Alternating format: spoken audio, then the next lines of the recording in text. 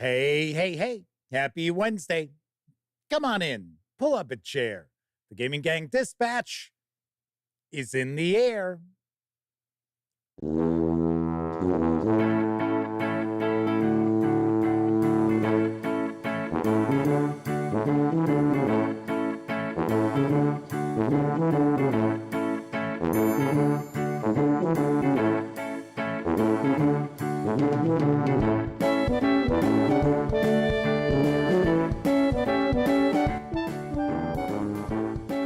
Howdy, gang, and welcome once again to the Duct Tape Studios.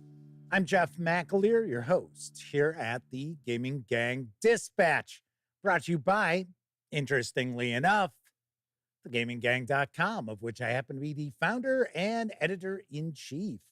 So welcome aboard, everybody. Tonight is Wednesday, January 22nd, 2025. This is live show number 1144. If you're not overly familiar with this show, let me point out, super casual, just hanging around talking about the latest in tabletop gaming news. And then I will normally pontificate about something related to our hobby, which is going to be the case tonight, because I am going to provide some tips on being a game master. So, you want to be a game master? Stay tuned. I will have some thoughts about that, how to get started, and how to set yourself up for success. Yes. But of course, that will be following the tabletop gaming news. Also want to mention, when you're not watching videos on the Gaming Gang channel, be sure to visit gaminggang.com for all latest in tabletop gaming news, reviews, and a whole lot more you are not going to find here on YouTube. You know the drill. Get your geek on at thegaminggang.com. And then, of course, because this is a live stream, there is chat available. It's not on screen. One of the ways I keep some of you more unusual commenters at bay. And you must be a subscriber to the channel for at least 10 minutes, 10 whole minutes, before you can take part in chat. Yet another way I keep some of the more unusual commenters at bay. But if you check both those boxes and you want to say howdy, maybe get a question, a comment, by all means, chime in. I will do my very best to respond. First out the gate tonight is Semper Buffo. Kevin King is also chiming in. I'll take a guess. The lovely and talented Miss Sarah D might be lurking in the shadows, one of our chat moderators. So we will find out in just a few moments. So chat is kind of quiet to kick off tonight. I don't know, is something going on tonight that I'm not aware of? I mean, the inauguration was, Monday. I don't know. Sharon O'Donnell says they're hanging out, but they are cooking stroganoff. Very nice. Very cool. All right, so let's jump on into the news, because Finspan is now beginning to ship for Stonemaier Games, and I've got the skinny. Dive into the watery depths to find and observe a vast array of aquatic life. The world of Wingspan just got a lot bigger with the addition of Finspan. Elizabeth Hargrave helped designers David Gordon and Michael O'Connell develop this game into something that is familiar yet different from Wingspan, delving deep into the fish theme. You're a marine researcher seeking to find and observe an array of aquatic life in the colorful Sunlight Zone, ghostly Twilight Zone. I wonder if that's narrated by Rod Serling. Don't know. And pitch black Midnight Zone of the world seas and oceans. In Finspan, the fish you discover over 4 weeks will generate a series of benefits as you dive deeper into the ocean. Each dive site specializes in a key aspect of expanding your research. Grow your collection of fish. Discover freshly laid eggs. Hatch eggs into young and consolidate young to form schools. The winner is the player with the most points gained from fish, eggs, young, schools, and achievements. Finspan is for 1 to 5 players, ages 10 and up. plays in around 45 to 60 minutes. Does carry an MSRP of $50 right now as this launches for Stonemaier Games. That's what they like to say when something starts shipping, is that it's launched. You can actually get it at a discounted price of $45 at the very moment. At this very moment, I should say. Interesting. Kevin King says, Bubble Guppies, the board game. Sarah D is with us, as is Reading Aid. Keithulu is hanging out with us, and our good friend of the show, the Madman, is popping on in. So I had to say, I have never actually played Wingspan. Ever. Never, ever. Weirdly enough, I actually have the app, or the PC version of it, I should say, not necessarily the app. And I've never even played that either. So it's kind of weird, because I have heard some folks say great things about Wingspan. And then I've had other folks tell me, yeah, just not for them, not for them. And I was like, I would probably lean more towards the dragon game that they've got in the series, where you're raising dragons. I think that seems pretty cool. But if you are interested in fish, well, now you got Finspan to keep you occupied. Shane Sangster is joining us, as is Kathy Evans. Welcome to you both. Moving right along, let's talk about some role-playing game news, because Exalted Funeral earlier today launched a Kickstarter to bring a physical copy of the system-agnostic Glumdark to the masses. I've got the scoop. Glumdark.com has been a grim online resource for fantasy tabletop content for years, hosting over 13,000 pieces of original handwritten content. Amazing as far as that goes. Exalted Funeral has commissioned tons of artwork from their friends in the tabletop role-playing game community. It's now time to take the deep, brutal world of Glumdark into meat space with a massive book. The Glumdark Patreon community has already raised enough funds to fully illustrate this book. It's written, designed, and drawn. All that's left now are the funds to expand it, bring it to print, and make it cooler. Within these pages, you're going to find tables, NPC generators, monster generators, and random tables of events, traits, and horrors for tabletop fantasy role-playing games. Glumdark is system agnostic, so it works just as well for 5e D&D, Pathfinder, or whatever system you prefer. As a dungeon master or game master, you may choose to punish your players with some fresh doom, or just amuse yourself with the joy of randomness. As a player, you can expand your backstory or seek inspiration for new adventures. There is a short Kickstarter video, so let's take a peek.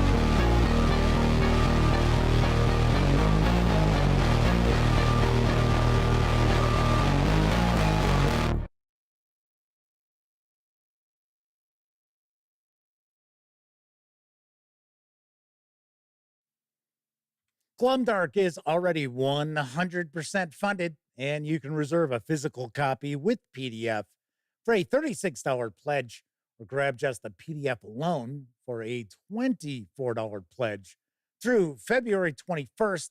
Expected delivery is February of 2026, which I have to admit, I'm a little surprised by that because it seems like everything's kind of done with this, except for a few items to, expand this out a little bit.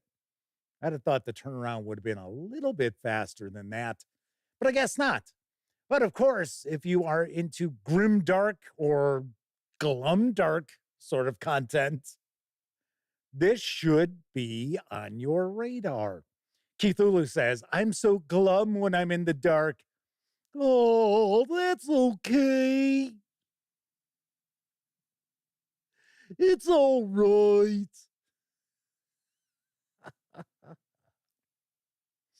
Moving right along, Bundle of Holding is teamed with Stellagama Publishing for a money-saving offer on the Faster Than Light Nomad role-playing game. And I've got the deets on the deal. Adventure! This Faster Than Light Nomad bundle presents, well, you guessed it, Faster Than Light Nomad, the high-adventure science fiction tabletop role-playing game from Stellagama Publishing. An evolution and expansion of Stellagama's Quantum Starfarer, Nomad streamlined and approachable old-school rule support any kind of future space setting from cyberpunk to space marine firefights, free trader interstellar traveling to mecha melodrama, and the galactic escapades of far future star heroes.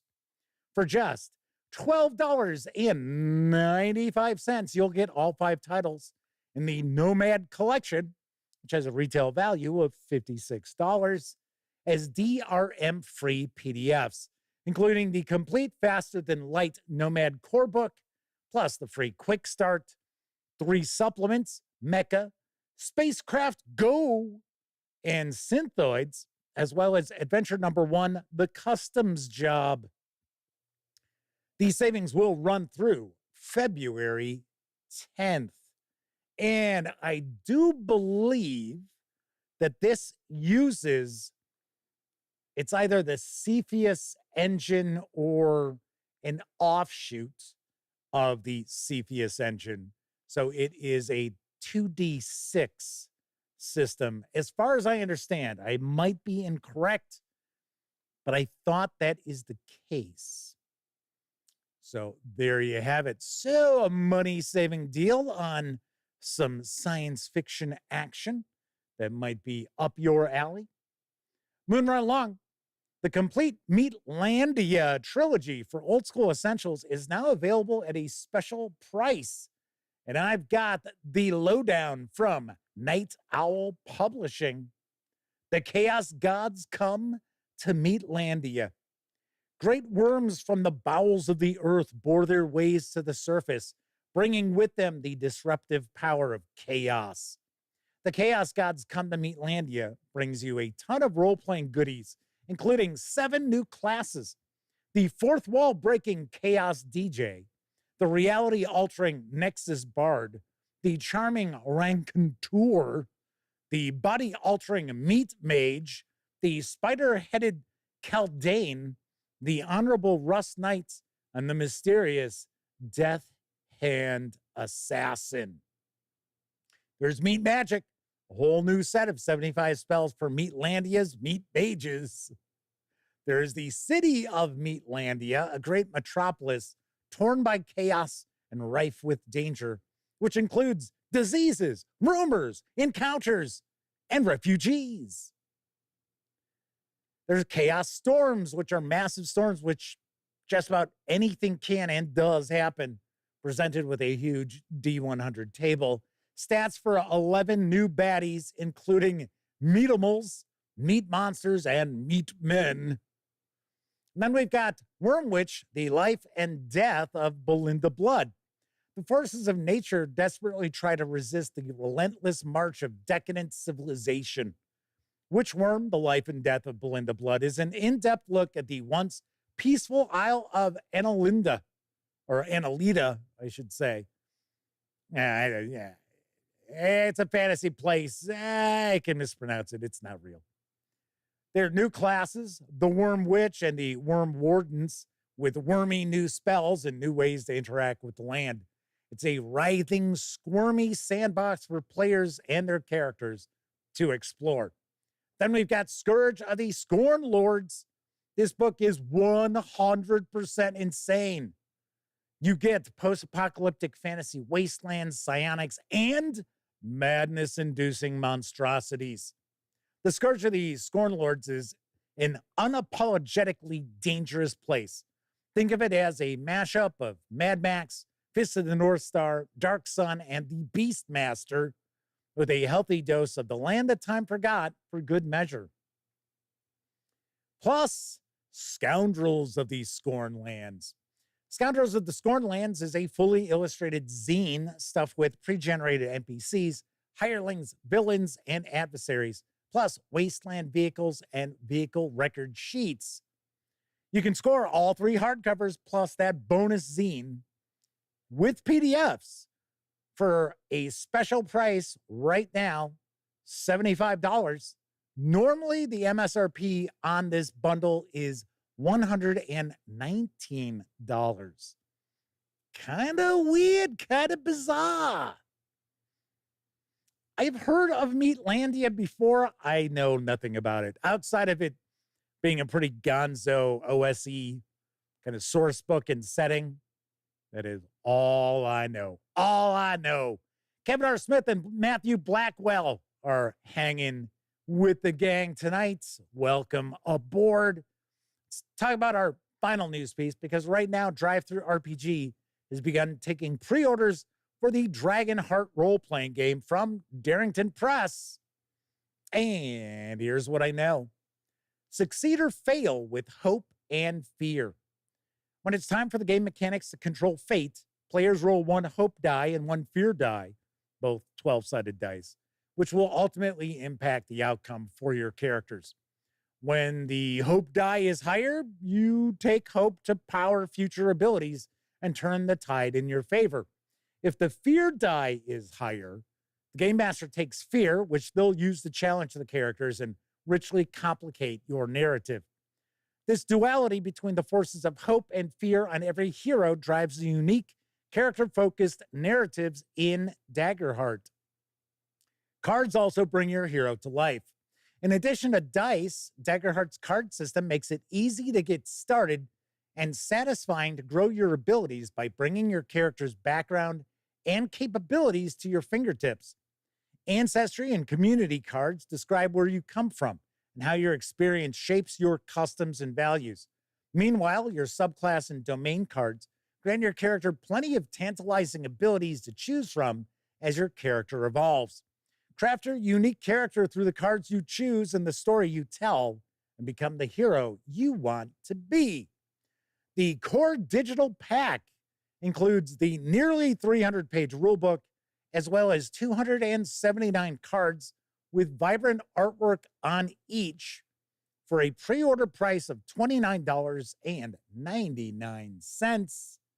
And of course, Daggerheart is slated to release in the spring. Well, well, well. DriveThruRPG is making a big deal out of them having this pre-order for Daggerheart.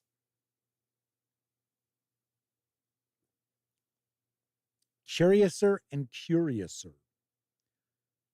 So, I am kind of curious. I've shared news pieces about Daggerheart already in the past. I wonder if this is going to flop like Candela Obscura did. I'm kind of curious. I would be interested in checking this out, but then again, I do not want to have to deal with the critters if I had to share a less than positive review, because I've heard stories about people who reviewed Candela Obscura and provided their honest opinions about it, and they were getting death threats. People were threatening to dox them. It was like, really? Seriously? I talk about this, that, sometimes I think the death of our hobby, the death of geek culture is going to come from within. That fandom will kill the thing it loves. I really do believe it, because when I've seen people talking about death threats they got because they gave a role-playing game a negative review, I mean, that's fucking crazy. It really, really is. So I don't know. I'm kind of curious. I think part of the reasons why Candela Obscura has kind of been lost in the dust is that, now, once again, I have not taken a peek at it. This is only secondhand information. So I could be absolutely wrong, which would not be shocking, but still. It's my understanding that the game feels very unfinished and that it was not presented correctly to gamers out there. That people were thinking they were getting a sort of alternative to Call of Cthulhu or Vaesen, and they didn't, because Candela Obscura is designed more for one-shots or like convention games and things like that, as opposed to an ongoing campaign, which to me, I don't understand why you would go in that direction. And I see it. I get it. I mean, if I would think if it was a game that was designed specifically as a one shot, or maybe, a couple of sessions in length, that there would be a particular story to be told. Somebody that's kind of odd too is that it looks like Darrington Press has completely abandoned Candela Obscura. They still sell it, but there are no adventures or anything like that for it, to my knowledge. So it's kind of like, okay, here's the core book, and we've got some other extras, but it's just the book. And I think, of course, they did like a free quick start or whatever, but that's it. End of it. Kevin R. Smith says they doubt it's going to flop like Candela Obscura, because CO was derivative of Forge in the Dark. That I did know, yeah. And it was a different genre from the main campaigns. Daggerheart's fantasy game, and it's its own beast mechanically. Kevin King says, looks a little too fluffy for their taste. Sean O'Donnell says, nobody wanted a game from them that couldn't support campaign play.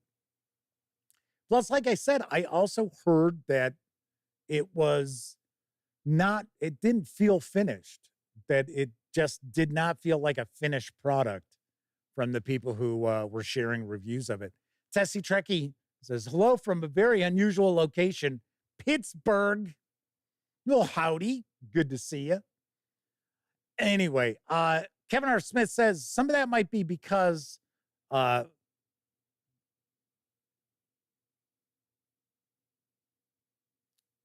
is Forged in the Dark. For a second, I was like, wait a second.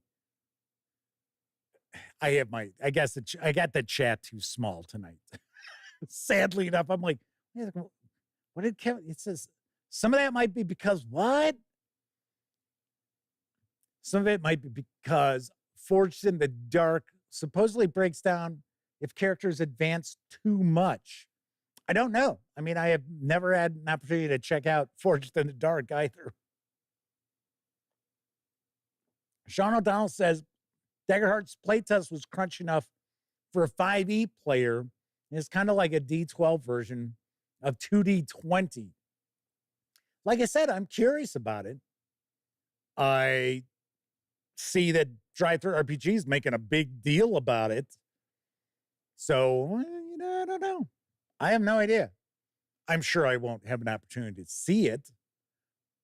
Like I said, I'm kind of curious, and I'm kind of curious, how well it's going to go over as far as, well, I think if Critical Role decides that their upcoming storyline is going to be Daggerheart. I would take a guess. It might do all right. It might do okay. Don't know. We'll find out. We'll find out. All right. Anywho, that is it for the news tonight. Of course, I was talking about DriveThruRPG. Don't forget, the gaming gang, thus the Dispatch, is affiliated with the One Bookshelf sites. So if you are going to pre-order the digital edition of Daggerheart, by all means, swing on by thegaminggang.com. Use one of our banner ads. That way, if you happen to make a purchase, I get a percentage of that sale. And it's, of course, whatever you buy. It doesn't have to be Daggerheart. In fact, you can swing on over to Dungeon Masters Guild, Storyteller's Vault, Wargame Vault, any of the One Bookshelf sites. And as long as you're using our affiliate code, good deal. And all those nickels, dimes, and quarters really do go a long way to keeping thegaminggang.com around. Yes. Have to mention, no show tomorrow. I have some things that have to be done, and they have to be done in the evening for my mom. So there will not be a live stream tomorrow. I will do my best to maybe get a quick review out there and make up for it for everybody. Can't guarantee that's going to happen, but I will do my best to maybe get that out there. So you do have something to check out tomorrow night, but just want to let everybody know that. So there's that. Also, if you like this video, if you like the video, if you dig the channel, if you find thegaminggang.com to be a valuable resource, hell, if you just like what we do, you can always stop on by paypal.me/thegaminggang to make a small donation. Hell, you can buy me a 2-liter bottle of soda. My God, it's like ice practically forming on this. Because yes, it is chilly in the Chicago area, which means it is chilly down here in the Duct Tape Studios. A little warmer than last night, though, I will say. So we got that. But want to say thank you to folks out there who have swung on by in January and made not small donations, such as Joshua Edwards, Will Burton, Toothless, who unfortunately never has an opportunity to watch live just because of where they live on the globe. If I remember right, I think it was Poland. I think Toothless had pointed out that they are in Poland and they are a fan of the show. And of course, let's not forget Agile Monk and the Madman. Big thank you to them. And of course, thanks to everybody who uses those banner ads for the One Bookshelf sites and or visits paypal.me/thegaminggang. Thank you very kindly. Thank you very kindly. All right, so we are going to kind of talk about some Game Master tips, getting you started. Because I know that we actually have folks who watch the show who are, interested in getting into being a game master, being a dungeon master. I know most of the people who hang out in chat already do that. But I did get a comment from Gleam1RX, I think it was, who was asking, was I ever going to continue my So You Want to Be a Game Master series? And I stopped doing the series. I think I did 3 videos, if I remember correctly, just because they weren't pulling in views. But I thought, well, I'll tell you what, because I didn't really have a great idea for a topic for tonight. And if it was going to be relatively, cranky of some sort, right? Why fandom's going to kill geek culture.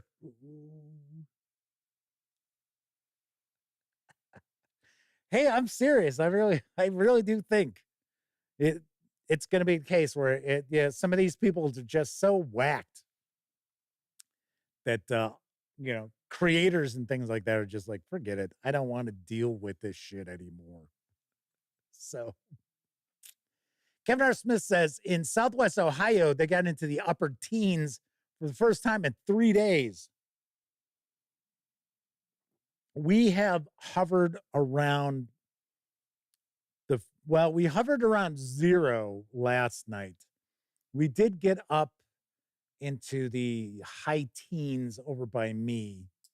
So, but now there's talk next week we might get into the 40s. So it's really weird because I looked at the 10-day forecast a couple of days ago. And I normally am not somebody who's like constantly looking at the weather. And it was showing that we weren't going to crack 25 through into February. And I was like,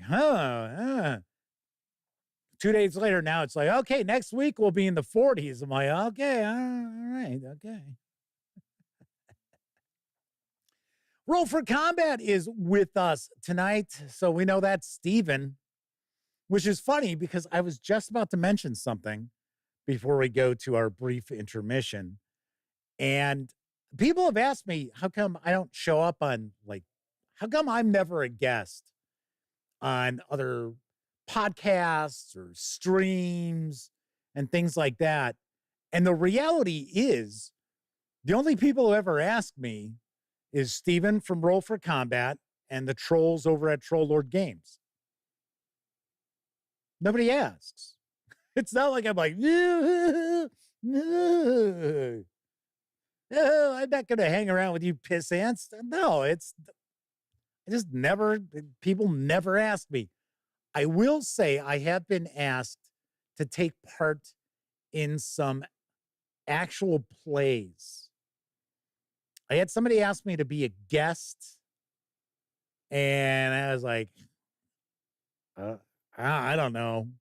And then I had somebody who wanted me to take part in their actual play. I didn't know these people. They were complete strangers. And they were like, oh, yeah, it's going to be on Wednesday nights. I was like, I do a live show on Wednesday nights. I can't take part in chat or take part in that. I don't know. Kind of weird. Kind of weird. Smoking Pots is with us. Said their best advice to new game masters be detailed study your notes. Doesn't have to be that way, but if not, it becomes an off-the-cuff constant. Did that make sense? Kind of? Sort of? A little bit? Matthew Blackwell says they looked out on the storm that hit the south. They just got rain. Yeah, that was pretty bad. And, strangely enough, it's not as if the conditions are like, oh my God, these are horrible conditions. I mean, they're bad. Don't get me wrong. It's just that you're seeing weather hitting parts of the United States that just doesn't get that kind of weather. So they don't have the response that other places do. So what's going on in Louisiana, if that was here in Illinois, nobody would blink an eye. It's like I tell the story that when I was out in Washington, D.C., this is a few years ago, probably about 6-7 years ago, and it snowed. And they got about 1.5 inches of snow, and it shut everything down. I mean, shut down the airport. People, like I've mentioned this before, people were abandoning their cars on the highway for 1.5 inches of snow. And the thing was, they just didn't have any plows or salt or anything. So funny enough, it hit. I wasn't able to get to the airport fast enough because it was back when I was delivering vehicles around the country, and I was dropping off an RV just outside Washington, D.C., and I was flying back on a buddy pass from my sister-in-law who works for United, and they were checking in the RV, and they were taking forever to do it because everybody was talking about the storm. Oh, the storm's going to come, blah, blah, blah. And everybody's starting to kind of panic a little bit. because I was in Northern Virginia dropping it off, and about an hour from DC.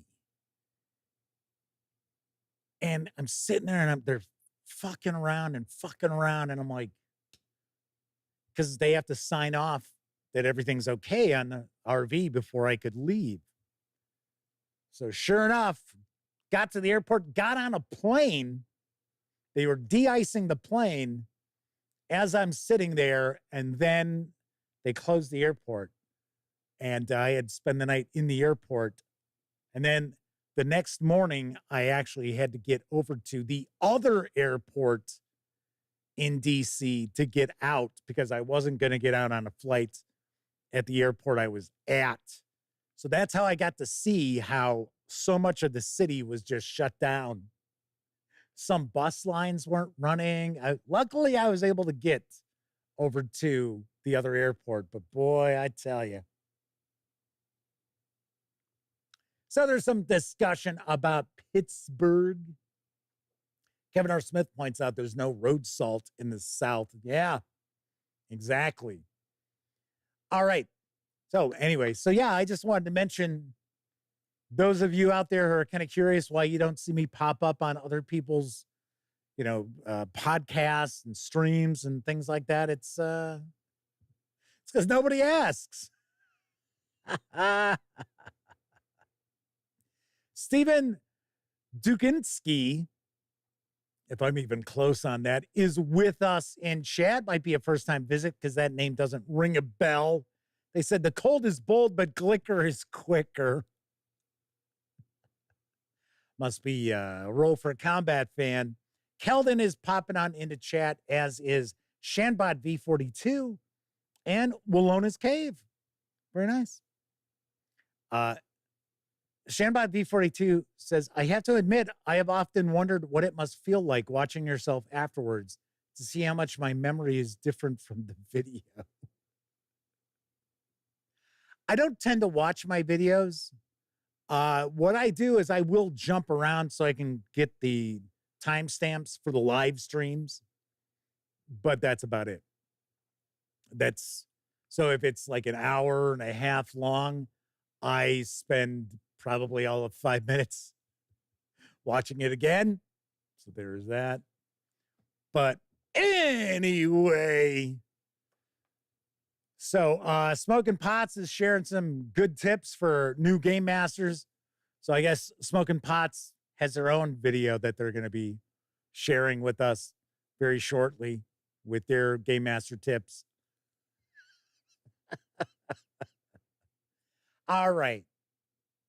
As I had mentioned tonight, so you want to be a game master? We're going to talk about a few tips getting started. Nothing too heavy, nothing too deep. We're not going to spend tons of time on it. But I am going to share some thoughts out there. If you got any questions, by all means, fire away in chat. And if you've got some tips, as Smoking Pots has been sharing, by all means, feel free to share them in chat as well. But before we get into that, I think it's time for a brief intermission.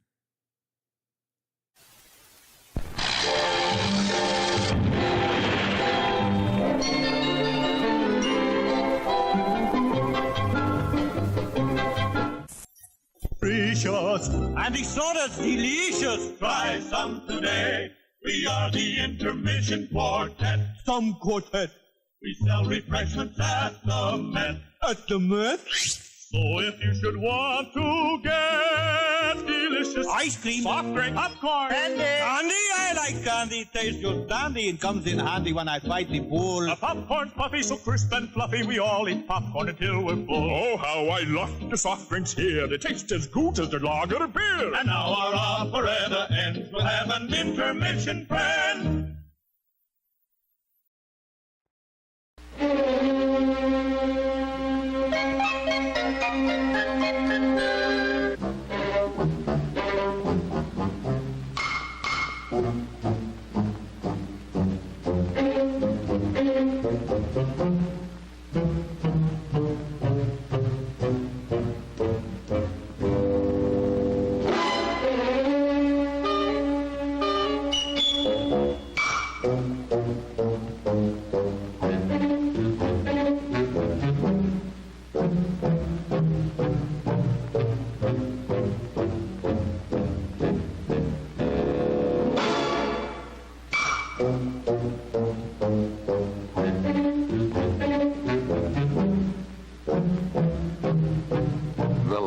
game is still a great one when it's Busch Bavarian beer.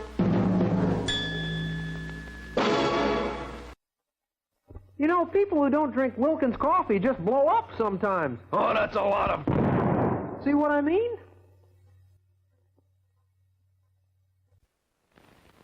Tracy to kids. Tracy to kids. Come in, kids. Come in, kids. It's here at last, the new Dick Tracy two-way wrist radio that keeps you in constant touch with your buddies. Easy to work. Up antenna, switch on, press talk button, and you broadcast from room to room and even house to house. No wires needed, yet voices travel back and forth. Radio on the open road from one bike to another, or when out hiking. Dad, I found a bear's cave. Be right down, son. The powerful, fully transistorized Dick Tracy two-way wrist radio is a real electronic instrument. Make sure all the fellows get their A-OK Dick Tracy wrist radio so they can keep in touch. Over and out. The one and only Dick Tracy wrist radio, wherever American toys are sold.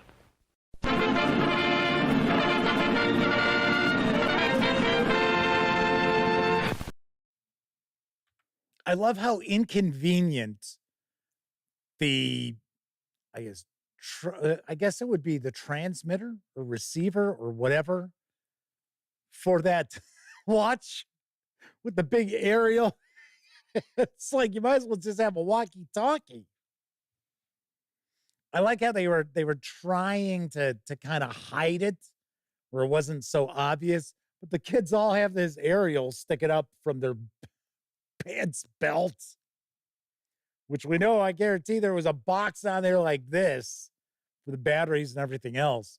Shanbot V42 says, I bet that battery pack for that watch got hot and only lasted about 5 minutes.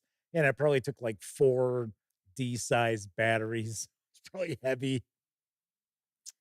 No doubt. No doubt. All right. So you want to be game master, huh? So let's talk about some starting tips. First thing that I would tell anybody who's interested in becoming a game master would be play some role-playing games first. Now, granted, many of us back in the day didn't have that opportunity. So thankfully, I did. I did not play much. I probably played 2 or 3 times before I actually started to run Dungeons and Dragons. But I think there are a good number of folks out there who don't have an opportunity to actually play a role-playing game to get kind of a feel for that side of the table. And they just get wrangled into being the game master or dungeon master. You know, it's, a parent and their kids want to play D&D. So the parent's like, okay, I guess I'll run it for you.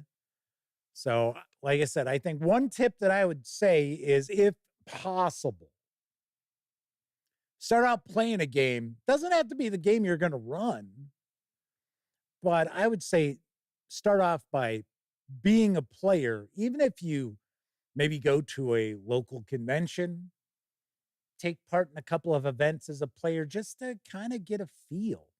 I don't necessarily recommend watching actual plays to get a feel for it, depending on what the actual play is. And the reason why I say that is because if you're watching professional actors, professional voiceover artists, professional improv artists going about doing a role-playing game stream or what have you, you're going to end up putting way too much pressure on yourself. And you'll also sit there and be thinking, well, yeah, that's what I expect from my players. And that is certainly not going to be the case. I will also mention that it's always a good idea to talk with your players about what they're looking to achieve in a role-playing game. And make sure that you're pretty much on the same wavelength, because even if all of you agree, hey, you know what? We want to play Dungeons and Dragons, or we want to play Pathfinder or Traveler, Call of Cthulhu, what have you. Some players, especially if you're looking at, say, 5e, 5.5e, Pathfinder 2nd Edition Remaster, and so forth, some of those players might be interested in more of a storytelling aspect and the evolution of their characters. And other players are just interested in beating things up, killing monsters, getting treasure, playing a Monty Hall style of role-playing game. Whereas the game master or dungeon master, they might just be interested in the world building and, you know, the sharing lore about the game world that they've created. It's important to be on the same page so everybody knows what they're looking to get out of the experience around the game table. And a lot of times I would recommend talking with your players about what is the sort of game that they want to play before you even decide on what system it's going to be. Because for some people, Dungeons and Dragons isn't a good fit. And we're not talking about anything that's got to do with Wizards of the Coast or creators or anything like that. We're just talking about Dungeons and Dragons as a system. Might not be a great fit for some people. Pathfinder might not be a great fit for some people. Old School Essentials might not be a good fit for people. So it's important that you get together with your players and discuss, okay, so what kind of game you want to play? You might have some people out there who are really open to, you know, kind of kidding around and joking around and having some laughs at the table. That's usually our style until things get serious. Because as you already know, I mostly run Call of Cthulhu. So I don't mind a bit of, kidding around, joking around, having a running gag at the table and that. But my players also understand that, once they start getting into, a sticky situation or a situation where it's going to come down to using some brain power to get out of whatever mess they're in, they start, they'll tend to take the game seriously. So Smoking Pot says, first store-bought module they ever ran was Raven Bluff. Love that style. I'll be the first to tell you, I have no idea what that is. I'm guessing it's a Dungeons and Dragons adventure. Like I say, I was only involved with D&D until 82, 83-ish. I would take a peek at stuff from time to time over the years, but it really wasn't until towards the end of 4E that I even started taking a peek at D&D again. Oh, there you go, Ravenloft. Thank you, Semper Buffo. Well, I mean, it is D&D. It just happens to be the Ravenloft flavor of D&D. So anyway, once again, make sure that your players and you are on the same page as far as the sort of vibe you want at your game table. There's probably very few things worse than having a game table that's divided on what they want out of their game. So, like I said, some people, they're looking to experience a story. And that's sort of the way that I present role-playing games. The way I present adventures is we're going to have fun and engage in a story. Not necessarily, oh, look, it's the 7th wave of goblins attacking. Here they come. Get ready. See, that kind of stuff just bores the shit out of me. Not that I don't like combat. I already have said previously that I'm a big fan of narrative combat as opposed to just roll to hit. Okay, this much damage. Moving right along. Next. No, it's not exactly my my bag of tricks there. So, Kevin R. Smith says Raven's Bluff was a setting for RPGA's Living City campaign. Aha. That's kind of cool.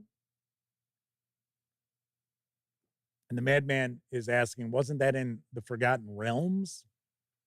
Oh, yeah, I did not know that. Well, once again, if it's Dungeons and Dragons related, and it's, you know, from a vast swath of its history, I will know very little about it. I mean, there's some adventures that came out that, you know, I have an understanding of. I did look to run Sunless Citadel. I started running it, actually, for my nephew, his girlfriend, and one of his friends. And I got a couple of sessions into that. I think that was 3rd edition D&D, but I just kind of converted it over to Old School Essentials as kind of on the fly as we were playing. So some other tips as far as being game master: do not be afraid to rein your players in. And the reason why I mention that is if you allow bad habits to develop at your game table, you will never break players of it. Now, I'm not saying you have to be rude. I'm not saying that you have to be an asshole about it. I will be honest. There are times when I have been an asshole. When somebody's doing something at my game table that is just not going to fly, and they, you know, I let them know, hey, you know, that's it's not something we allow at the table here. And then they continue. Then it's like, hey, because the reason I look at it that way is, okay, some people might disagree with me on this, but without me, you don't have a game. And I have invested time and energy into preparing to try to keep you entertained for so many hours in this session.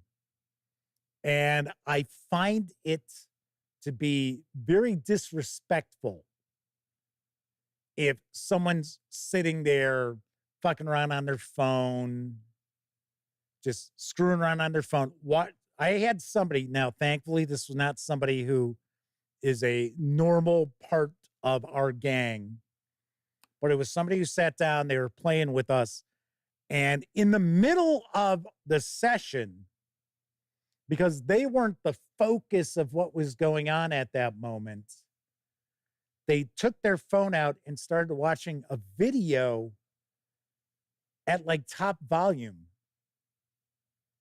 And this is a quote. I asked, what the fuck are you doing? And they're like, oh, I'm bored. I was like, well, if you're bored, you can leave. And they were like, so I honestly think it's probably,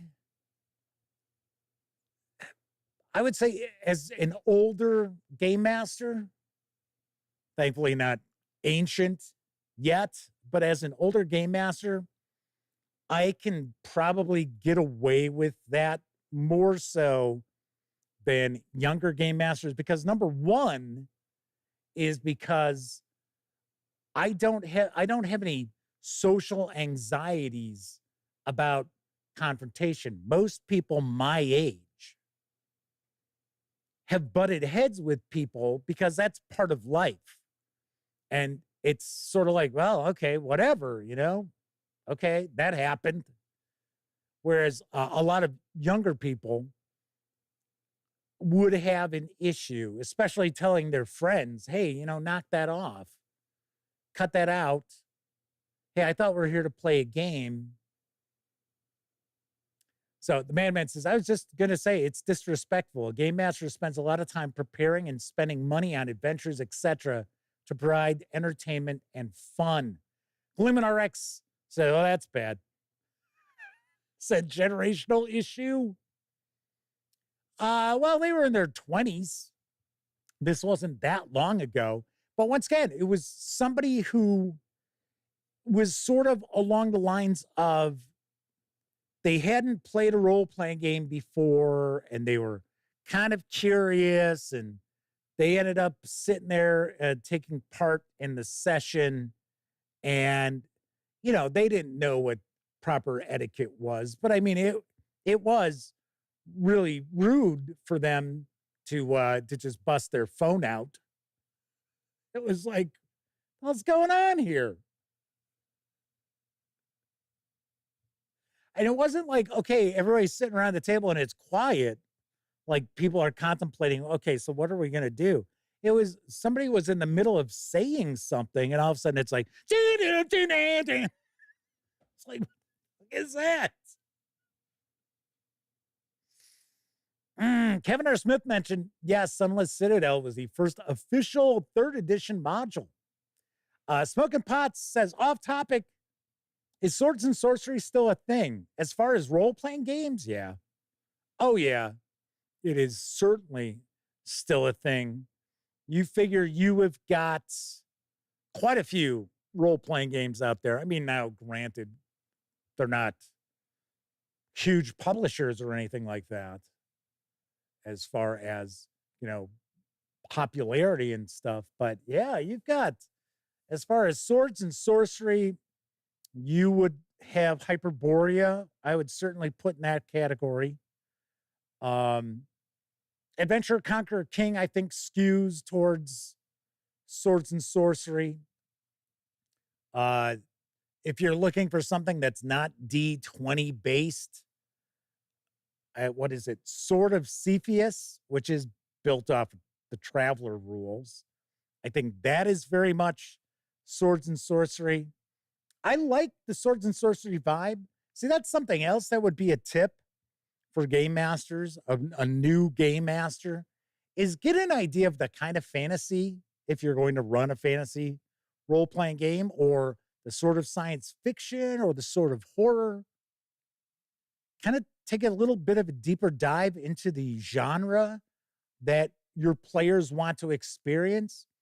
Because if your players want a really high fantasy sort of concept, sort of an epic fantasy concept where, you know, more of kind of, I would even consider it to be like an anime inspired fantasy concept where like there's magic everywhere and stuff like that.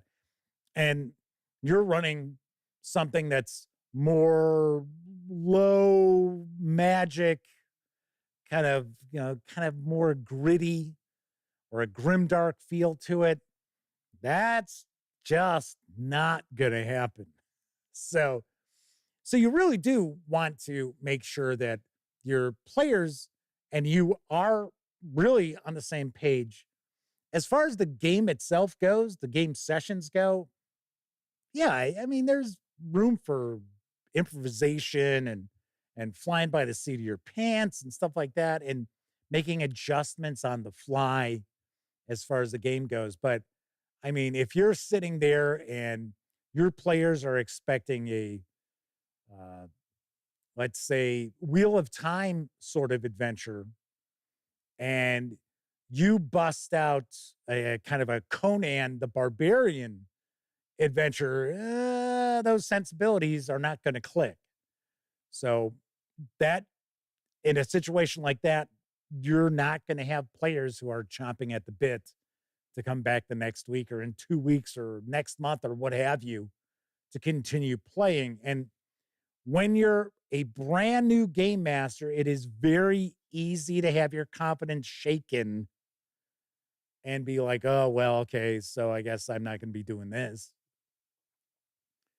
So something I know people talk about all the time is, you know, talking to their players after a session, seeing what they thought. I don't tend to do that. The reason behind that is because my players normally will tell me without being prompted. You know, if what they liked. Oh man, that was really cool when he got it. And then they'll share negative things too. Yeah, things started kind of dragging a little bit when we got into this portion of the adventure. I would have liked to have seen that kind of move a little quicker, things like that. So, but as a new game master, it's almost like being a content creator on YouTube. You got to have some thick skin if you're gonna, make it any amount of time, any length of time doing it. Pete Strakulich is hanging with us. Asks, is classic sword and sorcery considered human-based? No humanoids? Sword and sorcery is usually humans. You might have dwarves, you might have elves, and that's about it. So, like, Conan stories it's all humans and monsters and ghosts and spirits and sorcerers and things like that. There aren't, for some strange reason, I think there was a dwarf in a story, but it was a dwarf as in, well, it's a dwarf, it's a small person, it's not a fantasy Tolkien dwarf. But yeah, for the most part, sword and sorcery doesn't really get into I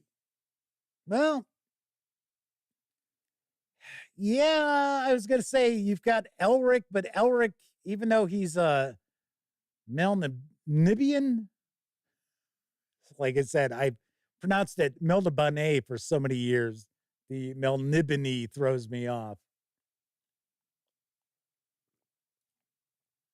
He's different. They're sort of stand-ins maybe for elves, kind of, because the young kingdoms are humans and they sort of they kind of are like upstart races. So yeah, I would say, and Elric, the Elric stories is considered to be swords and sorcery, not necessarily in the tradition of Howard, but I got to be honest, I always have loved the Michael Moorcock Elric stories, at least the originals. Some of this stuff that he's released over the years and that, all right, but Gleeman RX says to the Madman, they'd like to see when the kid whips out videos at their game master table. Yeah, I don't think that's gonna fly for the Madman. But yes, as Gleeman RX points out, yeah, kids doing that among themselves, just watching videos and that, they don't see that as being rude. But then again, you also have to keep in mind that you can have a group of kids who are sitting around, they're all on their phones and they're texting each other as they sit right next to each other. To me, that's bizarre. Of course, it's a generational thing. But, we used to always talk about how the art of conversation was a lost art. I mean, when I was younger, when I was like in my 20s, people would say, oh, yeah, it's a lost art, the art of conversation. Well, if it was a lost art back then it is completely gone now. So, Nero's Fiddle is with us. They said, when it comes to swords and sorcery gaming, Barbarians of Lemuria is a great option. Looks pretty bizarre. I will say that, with those things where they're like headless and they've got the eye in the chest. That's pretty wild, I must say. I've seen that. I have never actually taken a deep dive into Barbarians of Lemuria, though. But yeah, I would say I have heard good things about it. And of course, once again, as a swords and sorcery sort of role-playing game, I would definitely say that's probably something to take a peek at. As far as swords and sorcery, I think, in my opinion, and of course, if you follow the Gaming Gang, you already know this, You know, I'm a fan of the Fritz Leiber, Fafhrd and Grey Mouser stories. To me, that is swords and sorcery. Now, are those stories everybody's cup of tea? No. I mean, you got to realize, too, that they were written anywhere from the 1930s up through the 1980s. I think the last story that Leiber wrote for Fafhrd and the Grey Mouser is from the early 80s. So, of course, completely different sensibilities. I mean, there are some aspects of the Mouser character that I have issues with. But as far as just good old sword and sorcery stories, those are probably some of the best. And I will point out, I've mentioned this before, that audible.com, and gosh, these audiobooks are probably at this point 20 years old. And I still listen to each of them at least once a year. Really, really nicely done. I think they were the first releases, or some of the first releases in the, what did they call it? The Audible Frontiers line. That was going to be science fiction and fantasy stuff. Pete Strakulich says, Fritz Leiber rocks. I read the first book. So excited for the next. Yes. You know, funny enough, I have people tell me that they don't like the first book. And it's like, okay, so, well, for one, I do understand that the first two stories, one establishes Fafhrd, and the other establishes, well, he starts off as Mouse. Those were later stories. So Ilmet in Lankmar, which is the final story, which is where they meet, which during that story, they learn that they've actually met prior years before for a moment. But Ilmet in Lankmar is a far older story than the other two. So some people are like, yeah, well, you know, I didn't really care for it. And the reality is, in my opinion, and I know we've kind of gotten away from the Game Master aspect of tonight's episode. In my opinion, the Fafhrd and Grey Mouser stories are so much better when the two of them are together, because they do have falling outs between each other. And they're never exactly enemies, but they are rivals in a couple of the stories. One of them is an excellent story. I love it.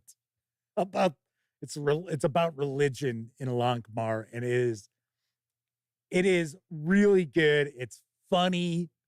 It's actually, in my opinion, some of the best of the Fritz Leiber, Fafhrd and Grey Mouser stories, although it isn't necessarily a great sword and sorcery story. But it does provide a good amount of world building about Naywan and Lankmar, you know, the gods of Naywan, which is their world. So, funny enough, Fafhrd and Grey Mouser could conceivably be considered part of like the Eternal Champion cycle, which is Michael Moorcock, because they also travel different like dimensions and stuff like that. Or the reality is they actually encounter beings from other dimensions, which is kind of cool. Nero's Fiddle points out Monolith just kickstarted the next Conan role-playing game. Should be good too. I don't know. I got to be honest. I think it's going to be very hard for anybody to do better work than Modiphius Entertainment did for a Conan role-playing game. I just don't see it. And it's not as if Monolith has a lot of, I would say, I don't want to say role-playing game experience, but Monolith isn't necessarily known for role-playing games. So I don't know. I mean, I hope it's good. I'm sure I'll never see it. I mean, but I do hope it's good. But that Modifius Entertainment Conan role-playing game, just top notch. Now, granted, you may not like the 2D20 system, yeah. But there was so much in those source books. If you wanted to, you could steal that for just about any other role-playing game. Kevin King says in the 70s, Marvel had a crossover between Conan and Elric, all part of Lovecraft's shared universe. You know what? For some reason, I seem to remember the Elric Conan story. Not that I was, buying comics at that point in time. I think my brother had the 1 or 2 issues it took place in. When we were kids, my brother, well, as we became teens, my brother was a serious comic collector, and then he got away from it, and then now he's back as a serious comic collector. He didn't buy a lot of Conan, though. So I don't remember him having, like, the, wasn't it Roy Thomas who did the magazine? The Sword of Conan? Savage Sword of Conan? Conan, I should say. Smoke Bot says, another new GM tip, don't expect to be Matt Mercer. Start small. Already pointed out, yeah, don't watch actual plays. This is my recommendation. If you're a new game master, do not watch actual plays. That doesn't mean, I'm telling you, don't watch videos out there where people are giving you tips as far as being a game master. I would also say take some of that with a load of salt. Not a grain of salt, but a load of salt, because there are plenty of content creators out there who are, telling you how to be a game master because they're looking to sell you something. So there is that. But yeah, actual plays, like if you were going to run Call of Cthulhu, I would not recommend watching the actual plays that are produced by Chaosium Inc. because it's just not going to help you, because that is not your game table. Your game table is not a set where you're sitting around. In fact, the Call of Cthulhu actual plays, they're not even at a table, are they? They always look like, I haven't watched it. I'll be the first to point that out. But I have seen some screenshots of it. They look like they're just sitting in chairs. Semper Buffo says, use published adventures. I agree.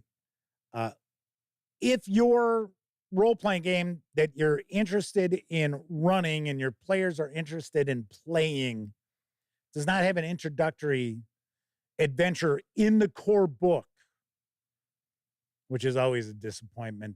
That's always a good way for me to give it a ding with its review score when I do a review, especially if it's a modern RPG.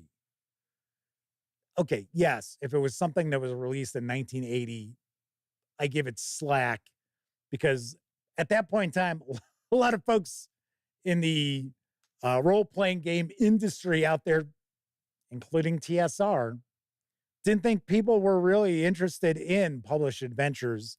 Although by 1980, TSR had learned the mistake and they were releasing published adventures.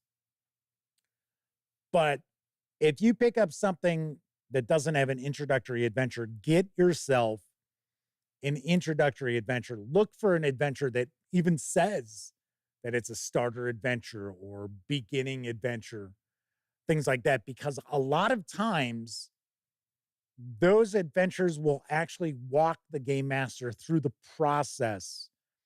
And like, as an example, you've got, for Call of Cthulhu, you've got their excellent starter set. There are tons of great starter sets out there for role-playing games. You've got the Pathfinder starter set.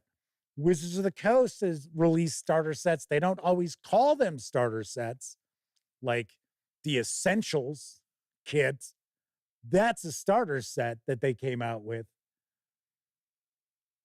They always have an adventure that's going to break it down for the game master or dungeon master to help them understand what are key concepts for action resolution, combat, exploration, social interaction, and things like that. So, yes, most definitely recommend what Semper Buffo has pointed out. Use published adventures. When you get to the point where you have a good understanding of the rules, then by all means, let your imagination go wild, create your own world, build your own adventures, build your own encounters, all that sort of stuff. But when you're first learning how to be a game master, lean on a lot of resources that are already out there. And yes, I know a lot of folks out there get involved in role-playing games as game masters because they've got all these really great ideas. They're just they can't wait to just unleash on their players, on their friends, because they're really excited for it. But something that can really extinguish that excitement very, very quickly is to sit there and just be doing all this world building, all this adventure building. And then when you get to the table, not understanding how to bring those ideas to life within the confines of the game mechanics. So you hear me talk about this all the time. I am not hung up on rules. I am not somebody who's like, going to be like, oh, wait, hold on a minute. Stop everything. I don't understand what the rule is to this. So let me bring the proceedings to a screeching halt so I can whip this book out, so I can spend a few moments paging through it to find out the answer. No, that is not going to happen. I will pretty much spitball it to get through that and then make a mental note. And I might even tell the players around the table, you know what? I honestly don't know what the rule is for that. So I will, once we finish playing, I will take a peek to see what it is so that from here on out, if it comes up again, I'll understand it or at least know where to find it. So yes, that is something I would also point out. So the last tip I would have for new game masters out there, don't sweat the rules. Get the basics of the rules. Understand the basics of the rules. If you're going to run Dungeons and Dragons, okay, yes. So you understand it's a D20 system. You're rolling high. You've got a DC number that the player or game master is looking to meet or exceed. Understand what advantage is. Understand what disadvantage is. Have a feel for what do the spells that your player characters know do. Do not be afraid to offload some of that heavy mental lifting to your players. It's something else that I think is extremely rude is when players are expecting the game master to know the ins and outs of their player character sheet. It's like, oh, no way. No. Agile Monk is popping in to chat, says, but I'm already a game master. Yeah, but I heard you suck at it. Teasing. I'm joking. Smoking Bot says the only game master they're interested in the moment is Patrick Mahomes. Go Chiefs. I got to be honest, I bet on the Bills. So there you go. Hey, nothing against the Chiefs and stuff like that. It's just, hey, if we're speaking of football, my apologies to our friend, the Madman. I was pulling for the Lions. I really was.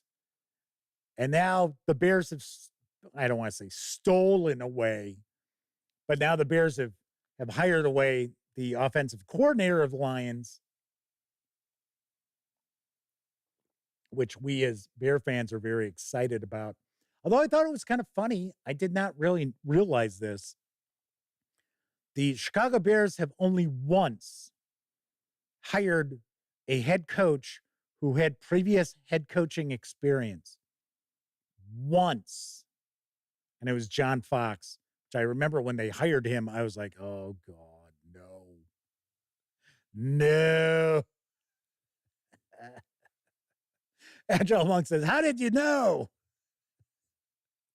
I'm just kidding. Anyway, so like I said, my last tip is have a feel for the rules.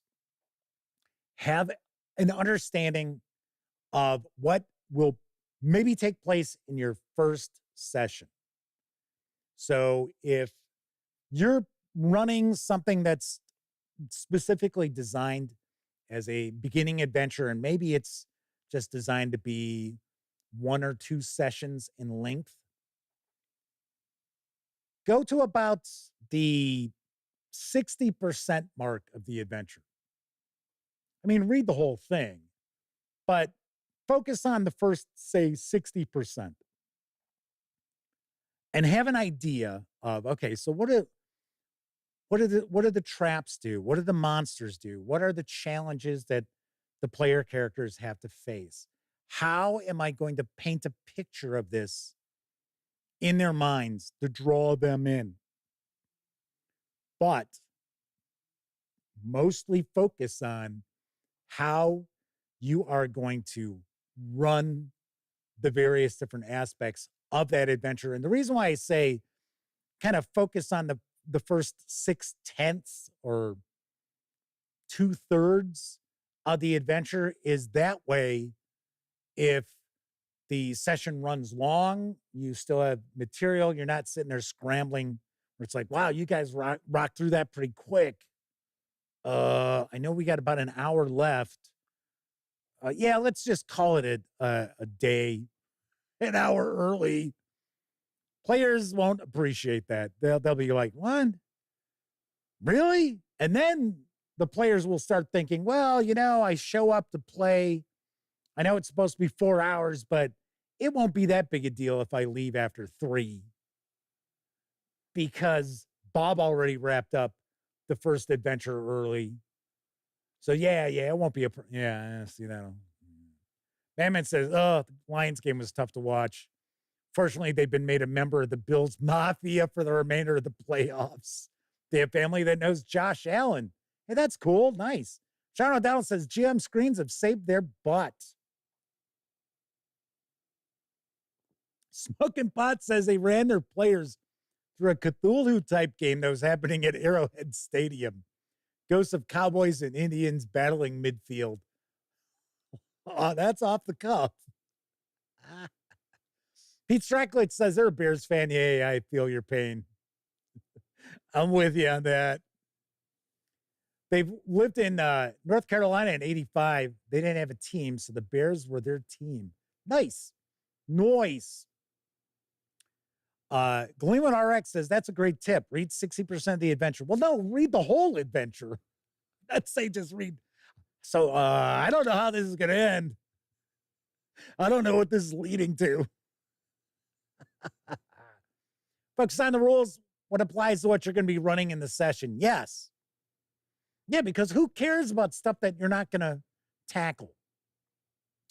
So I'll give you a great example. So let's say it's a fantasy role-playing game and you're running that first adventure. You've read through the adventure, and there's at no point in time does anything fly. You don't have any flying creatures. Your player characters don't have any spells that allow them to fly. They don't have any magic items that allow them to fly. So it really doesn't matter that you don't know rules to flying in that game because it's not something that's going to come up. Or it's 99.9% likely that that's never going to come up. So don't overload yourself as a game master when you're first starting out. And thankfully, I'm the sort of person who normally, as I get older, my memory, gets worse. But I was normally somebody, if I read something, I'd remember it. That's why in school, I didn't study a ton, because if I read something, I would remember it. And thankfully, that tends to still be the case. But I understand that's not for everyone. Everyone is not lucky like that. So once again, there are people out there who learn by watching as opposed by reading. And in situations like that, if you're trying to find out, okay, so how do these mechanics of this game we want to play work? Watch videos. Just don't watch actual plays, because the worst way to learn the rules of a game is to watch the actual plays, because unless that actual play is sponsored by the publisher of that game, and even in some cases when they are,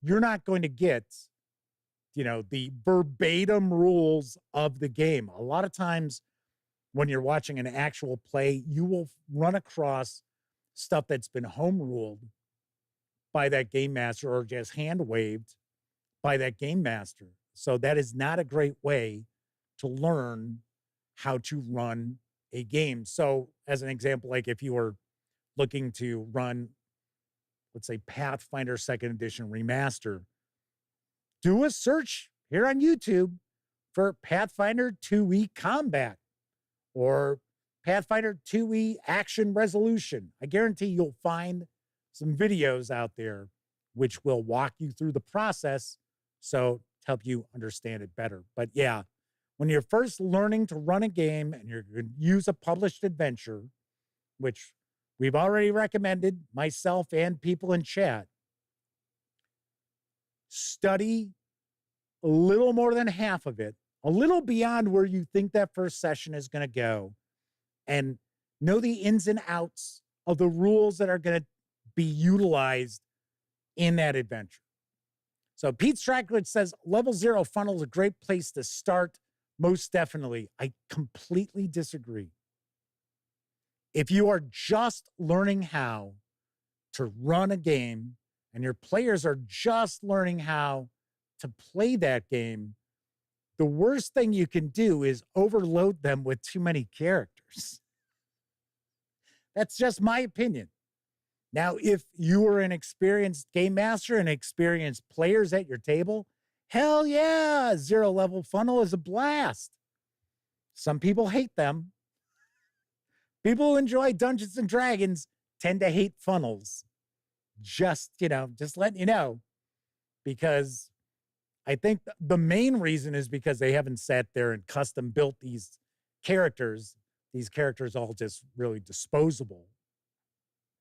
But yeah, as far as a starting game master, no, I would not recommend putting 4 characters in the hands of your players and then as a game master having to run all of those characters and your NPCs and your monsters. I think that would be very overwhelming. So Sean O'Donnell says, yeah, can't watch Roll for Combat, play Agents of Edgewatch. Oh yeah, because they're just hand waving all the rules. I don't even think you'd recognize it as Pathfinder.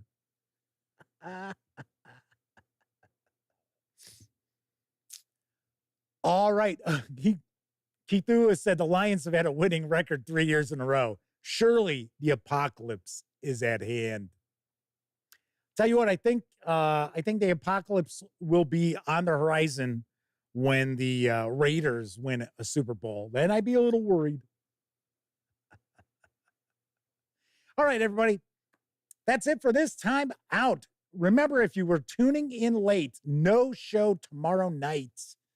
I have some things I have to take care of tomorrow evening for my mom. No getting around it, and it has to be done at night. So, as I had mentioned early in the show, I will do my best to actually get a review out there for you. So, at least you got something to watch tomorrow night. But I will be back on Tuesday. It will be our final Cthulhu's Day of January, because it's the final Tuesday show of January. And I will I'll come up with an adventure that I've run that we'll kind of take another deep dive into. So there is that. All righty.